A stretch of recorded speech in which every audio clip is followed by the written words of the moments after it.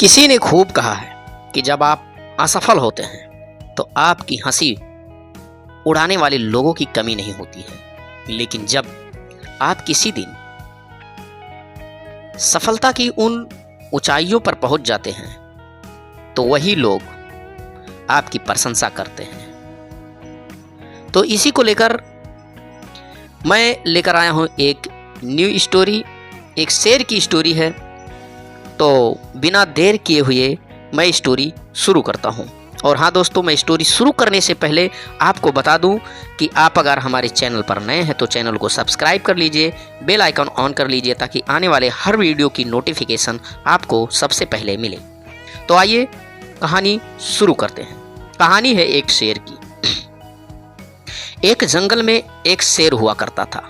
उस शेर का नाम था शेरू। शेरू नाम का एक शेर हुआ करता था। वो जब भी शिकार करने जाता था तो शिकार नहीं कर पाता था, विफल हो जाता था शिकार करने में।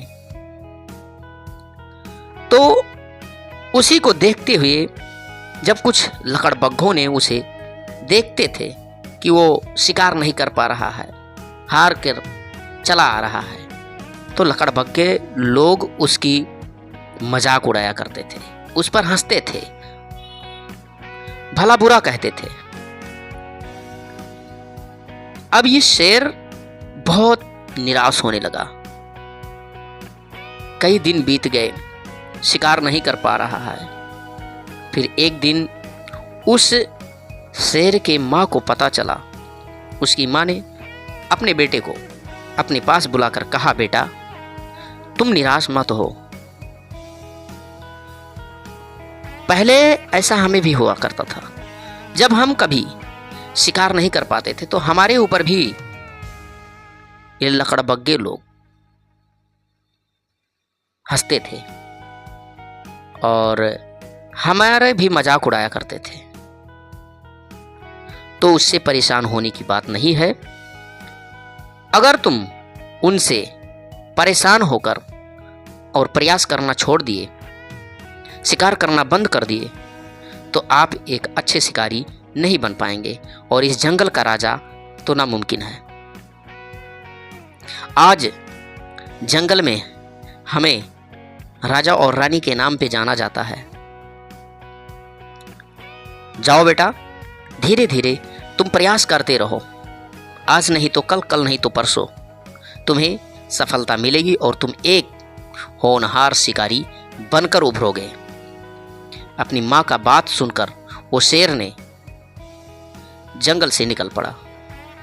कुछ दूर आगे गया और शिकार करने का प्रयास करने लगा। करते करते करते करते एक दिन इतना बड़ा शिकारी बना कि जो लकड़बग्घे लोग उसी की मजाक उड़ाया करते थे, उन्हीं में से एक लकड़बग्घे को पकड़ लिया।